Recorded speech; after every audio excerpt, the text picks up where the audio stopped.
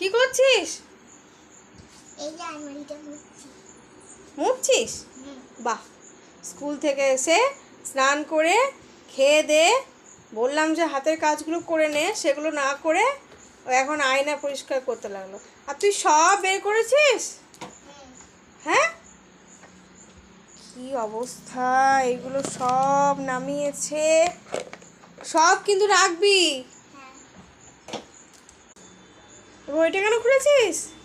এইটা এবার পরিষ্কার করে বাকিটা সবই সব নামিয়েছে, কি অবস্থা! তোকে কে বললো রে এগুলো নামাতে? হ্যাঁ, কে বললো?